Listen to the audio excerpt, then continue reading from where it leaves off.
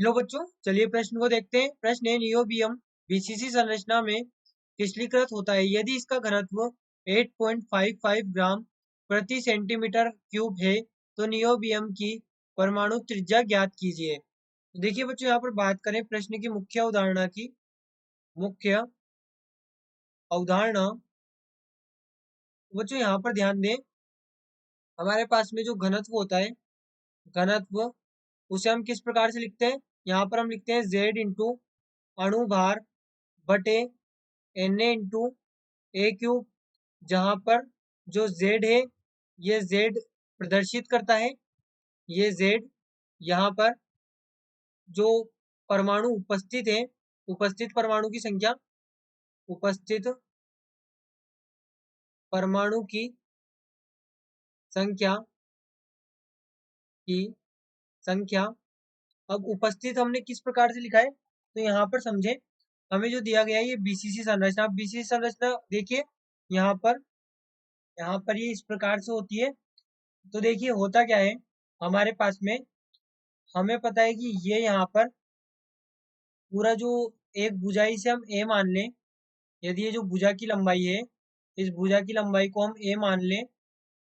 और बच्चों यहाँ पर जो परमाणु हमारे पास में है, 8 परमाणु कोनों पर है और यहाँ पर एक परमाणु मध्य में। अब जेड हम किस प्रकार से लिखते हैं, तो जेड एग्जैक्टली यहाँ पर होता है जो वहां पर जो परमाणु भाग ले रहे हैं इस घन को बनाने में, उनकी संख्या। तो देखिए जेड की गणना हम किस प्रकार से करते हैं, तो यहाँ पर 8 परमाणु 8 परमाणु कोनों पर है, कोनों पर है, यानी कि यहाँ पर 8 परमाणु कोनों पर है और हर कोने का हिस्सा कितना होता है, 1/8। 1/8 यहाँ पर वो अपना पार्टिसिपेशन करता है या भाग देता है। और 8 कोने हैं तो यहाँ पर ये हमारे पास में एक होगा, पूरा एक परमाणु उपस्थित है। उसी प्रकार से यहाँ पर जो एक परमाणु मध्य में या केंद्र में है, केंद्र में है, अब इसका यहाँ पर कंट्रीब्यूशन या पार्टिसिपेशन कितना होगा, पूर्ण रूप से होगा, क्योंकि किसी और गण में अपना भाग नहीं दे रहा है उस गण को बनाने में, ये केवल इसी गण के लिए है। तो यहाँ पर एक ही हो गया। तो यहाँ से हम देख सकते हैं कि टोटल Z कितना होगा, 2 होगा, यानी कि यहाँ पर 2 परमाणु उपस्थित है, Z हमारे पास में 2 हो गया। अब यहाँ पर देखें, हमें गणना करनी है यहाँ पर घनत्व की।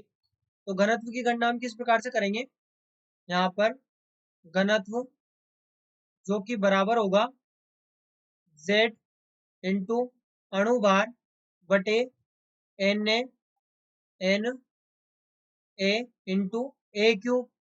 तो यहाँ से देखें, ए हमारे पास में एक भुजा की लंबाई है।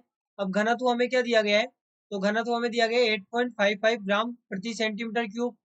यहाँ पर हम लिखेंगे 8.55 ग्राम प्रति सेंटीमीटर क्यूब, जो कि बराबर है, अब जेड कितना है, 2 है। अणुभार भी हमें यहाँ पर दिया गया है 93, यहाँ पर अणुभार भी हमें दिया गया है 93। इसके बाद में Na की बात करें तो Na होता है 6.023 इंटू 10⁻23 और ए क्यूब हमें यहाँ पर गणना करनी है। तो अब हम क्या करेंगे, हम इसे यहाँ पर इस प्रकार से लिखे ए क्यूब बराबर, अब देखिए जो अणुभार होता है ये होता है ग्राम प्रति मोल में, और जो यहाँ पर हमारे पास में Na होता है ये होता है मोल में, ये प्रति मोल में होता है, यानी कि मोल इनवर्स में। तो यहाँ पर इस मोल से ये मोल तो कैंसिल हो जाएगा और ग्राम से ये ग्राम भी कैंसिल हो जाएगा, यानी कि यहाँ पर हमें प्राप्त होगा 2 into 93 is divide by 6.023 into 8.55 into 10⁻⁻23, और ये पूरा हमें सेंटीमीटर क्यूब में प्राप्त होगा। तो देखिए इसे जब हम यहाँ पर हल करें, ए क्यूब बराबर ये हमारे पास में होगा 186 इज डिवाइड बाय, यहाँ पर 186 इंटू 10⁻⁻23 इज डिवाइड बाय 51.9, यहाँ पर 51.4946 हम लिख सकते हैं। ये हमारे पास में सेंटीमीटर क्यूब में होगा।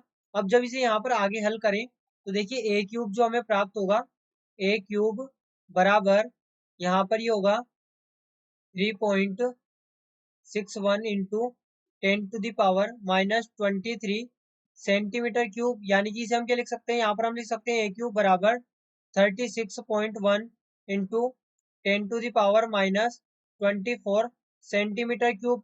अब यहाँ पर जब हम इसका क्यूब हटाएंगे तो देखिए हमें प्राप्त होगा ए क्यूब बराबर 3.30 इंटू 10⁻⁻8 और ये सेंटीमीटर, यहाँ पर ए हमें प्राप्त होगा, ए हमें यहाँ पर 3.30 इंटू 10⁻⁻8 सेंटीमीटर प्राप्त होगा। तो ये तो हमें यहाँ पर ए प्राप्त हो गया। अब हमें यहाँ पर गणना करनी है परमाणु त्रिज्या की। तो देखिए परमाणु त्रिज्या किस प्रकार से होगी। यहाँ पर बच्चों यदि हम देखें तो ये जो हमारे पास में इस कोने पर परमाणु उपस्थित है, इस वाले कोने से इस वाले कोने को हम विकर्ण कहते हैं। यहाँ पर ये जो हमारे पास में होता है, इस कोने से लेकर और इस कोने तक यदि हम यहाँ पर एक लाइन डालें तो इसको हम विकर्ण कहेंगे। और ये विकर्ण हमारे पास में √3 होता है। यहाँ पर जो यदि भुजा ए है तो इसे हम √3a कहेंगे। ये हमारे पास में √3a होगा। अब देखिए ये 3 गोले यहाँ पर शामिल है इस विकर्ण पर, ये 3 गोले उपस्थित है। तो इसको हम इस प्रकार से यहाँ पर बना सकते हैं। ये हमारे पास में एक गोला और ये यहाँ पर दूसरा जो कि मध्य में है, ये इस प्रकार से है। यहाँ पर ये इस प्रकार से होगा। और देखिए तीसरा जो हमारे पास में अगले कोने पे है वो यहाँ पर इस प्रकार से है, ये इस प्रकार से है।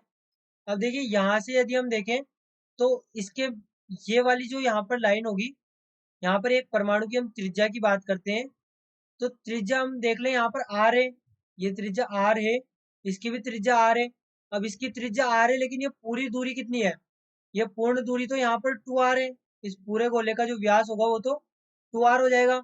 यानी कि ये क्या हो गया पूरा, ये पूरा यहाँ पर हो गया r plus 2r plus r, यानी कि हो गया r plus 2r plus r। और ये पूरा किसके बराबर है, ये बराबर है यहाँ पर √3a के, ये √3a के बराबर है। तो यहाँ पर हम कह सकते हैं ये बराबर होगा √3a के। तो यहाँ पर ये हो गया 4r बराबर √3a, √3a।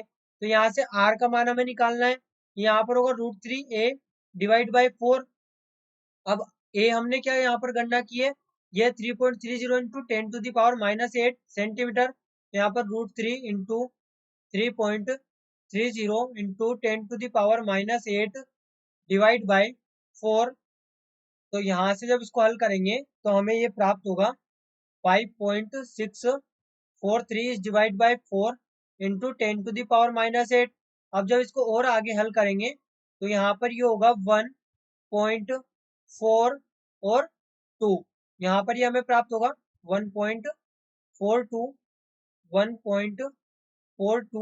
Into 10⁻⁻8 centimetre.